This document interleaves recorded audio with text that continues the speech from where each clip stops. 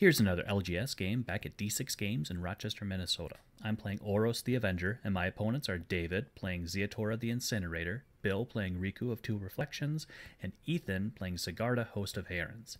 Here's the deal. I'm not running any cards that have only been printed in Commander Precon, Commander Legends, Universes Beyond, reprints of said cards in promos, masters, and set boosters, cards that mention the command zone, and uncards. Ethan starts the game with a Blighted Woodland, casts a Soul Ring, then casts Rogue's Gloves. I play a Swamp, then pass. David plays a Badlands, then casts a Dread Wanderer. Bill plays a Temple of Mystery, scrying 1, keeping it on top. Ethan plays a Plains, then casts a Mask of Avacyn. I play a Battlefield Forge, then cast a Boros Signet. David plays a Darkboar Pathway, then casts a Bloodghast. He goes to combat, sending the Dread Wanderer at Ethan for 2, then passes. Bill plays an Izzet Boilerworks, bouncing his Temple, and passes without discarding because he mulled down to 6. Ethan misses his land drop, and with no plays, he passes. I play a Mountain, then cast Runetail, Kitsune Ascendant. I flip him immediately, turning him into Runetail's Essence, then pass turn. David plays a Stomping Ground tapped, then casts a Cabal Therapist. He goes to combat, sending the Bloodghast at me and the Dread Wanderer at Bill, then passes turn. Bill plays a Forest, then casts a Temple Bell. Ethan plays a Sungrass Prairie, then sacrifices his Blighted Woodland to put a Forest and Plains into play tapped. I play Plains, then pass. David starts his turn by sacrificing his Bloodghast to a Cabal Therapist and targets Ethan, naming Wrath of God, but doesn't have one in his hand. He casts a Sprouting Thrynax, then moves to combat, sending his Therapist at Bill and the Dread Wanderer at Ethan. With nothing else, he passes. At end of turn, Bill activates Temple Bell to have everyone draw a card. Bill plays an Island, then casts a Verdant Mastery. He reveals one of each of his basics, then gives David what looks like a forest, putting the island and mountain into play and the forest into hand. With nothing else, he passes. Ethan plays a Myriad Landscape, then casts Sigarda, Host of Herons. At end of turn, Bill activates Temple Bell to have everyone draw a card. I play a Plains, then cast an Adarkar Valkyrie, passing afterwards. David uses his Cabal Therapist to sacrifice his Dread Wanderer, targeting Ethan again, and this time naming Soul of New Phyrexia, forcing a discard. He plays a Woodland Chasm, then goes to combat, sending the Therapist at me for 1. Bill casts an Arcane Bombardment, then replays his Temple of Mystery, scrying and keeping it on top, passing afterwards. Ethan starts his turn by equipping Rogue's Gloves to Sigarda. He casts Harrow, sacrificing his untapped Plains to search and put a Plains and Forest into play. He goes to combat, sending Sigarda at David for 5. Bill activates Temple Bell to have everyone draw a card, then Ethan resolves his Rogue Gloves trigger, drawing him a card himself. At second main, he plays a Plains for turn, then passes. I play a Plains, then cast Oros the Avenger. I go to combat, sending the Valkyrie at Bill, and pass my turn. During the end step, David casts a Village Rites to sacrifice his Bloodghast and draw 2, then casts a Riveteer's Charm to exile the top 3 cards of his library to the end of his next turn, revealing a Gruul Signet, a Rakdos Signet, and a Hissing Quagmire. In David's upkeep, I activate my Valkyrie to target his Sprouting Thrynax to prevent him from activating the Cabal Therapist. He chooses to not activate it, then casts his Gruul Signet, followed by Rakdos Signet. He plays his Hissing Quagmire, returning Bloodghast to play, and then casts Bone Shards to sacrifice the Ghast to destroy Oros, sending him back to the command zone. Bill plays an Island, then moves through his phases to discard, pitching an Island. Ethan takes this opportunity to activate his Myriad Landscape, searching up 2 forests into play tapped. Ethan casts a Colossus of Akros, then follows it up with a Sword of the Animist. He goes to combat, sending Sigarda at me, and I can't block, taking 5 commander damage, and he draws a card. During Ethan's end step, David casts a Deadly Dispute to sacrifice his Sprouting Thrynax to make 3 Saplings, make a treasure token, and draw 2 cards. I play a Plains, then recast Oros. I go to combat, sending the Valkyrie at David, then move to my end step. Bill casts a Fact or Fiction, which triggers Arcane Bombardment, exiling his Verdant Mastery and letting him cast it for free. He finds 2 mountains, a forest, and an island, and chooses Island and Mountain as the lands that enter tapped.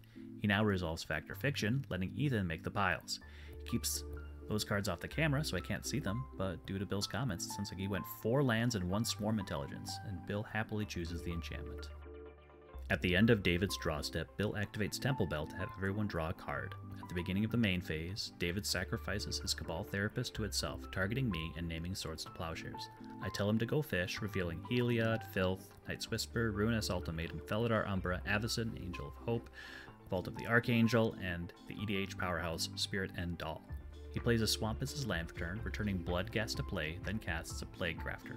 I tap my Valkyrie to target Oros in response, and when the trigger resolves, David sacrifices the Plague Grafter, and I sacrifice Oros only to have it return to play. He casts a Carrion Feeder, then immediately sacrifices Bloodghast to it to put a counter on it. He taps out, casting a Sadistic Hypnotist. Cracking his treasure for a black, he casts Reanimate, but Bill casts a Narset's Reversal, triggering Bombardment again, and exiling Factor Fiction.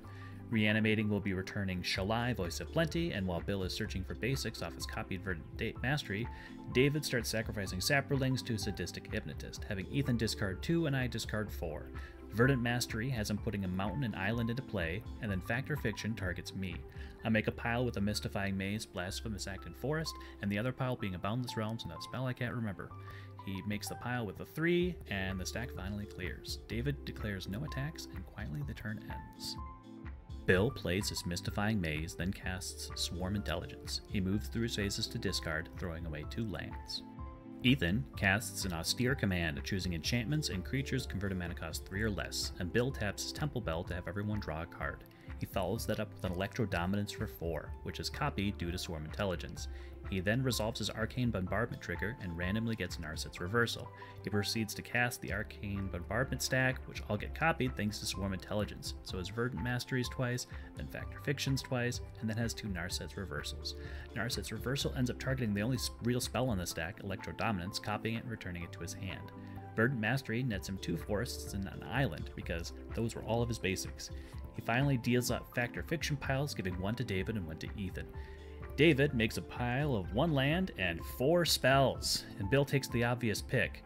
Ethan also gives him a generous pile of 4 cards in one and Recollect in the other, and Bill again picks the pile with 4 cards in it. Why are you feeding this man? Now that the mess has been cleared, we can continue playing the game. Ethan plays a Bonder's Enclave as his land for turn, then equips Sigarda with the Sword of the Animist. He goes to combat, sending Sigarda at Bill, and is blocked by his own Shalai. He still gets the Animist trigger, searching for a plains and having it enter the battlefield tapped. I start my turn and go right to combat, sending both of my creatures at Bill. He takes the 10, and in my second main I cast Avacyn, Angel of Hope. David plays a Thriving Bluff, choosing green as its second color, and returns Bloodghast to play. He sacrifices Bloodghast to the Hypnotist, having Bill discard 2. David then casts a Shambling Ghast, sacrificing it to the Hypnotist once again to make a treasure token and have Bill discard another 2. He casts Mausoleum Secrets, searching for and casting a Mastermind's Acquisition. He finishes his turn with a Demon's Disciple, having it sacrifice itself, and I activate my Valkyrie to target Oros, having him die and come back to the play untapped. Bill starts his turn by activating Temple Bell, having us all draw a card. He then casts a Soul Ring and follows it up with Crackle with Power, with X being 5, dealing 25 damage to the Sadistic Hypnotist, the Adarkar Valkyrie, and each of us. Ethan plays a Thornglint Bridge, then activates Monstrosity on the Colossus of Akros. He casts a Farseek, searching up a Canopy Vista and putting into play tapped, then goes to combat, sending Sigarda and the Colossus at me. I block Sigarda with Avacyn and Oros with the Colossus, but the Trample still takes me out of the game. With nothing else, he passes. David casts Woe Strider, then follows it up with First Day of Class. He finishes the game with a Murderous Redcap, making an infinite damage loop using Woe Strider to sacrifice the Redcap returning thanks to Persist, and First Day of Class canceling out the negative counter, making David today's champion.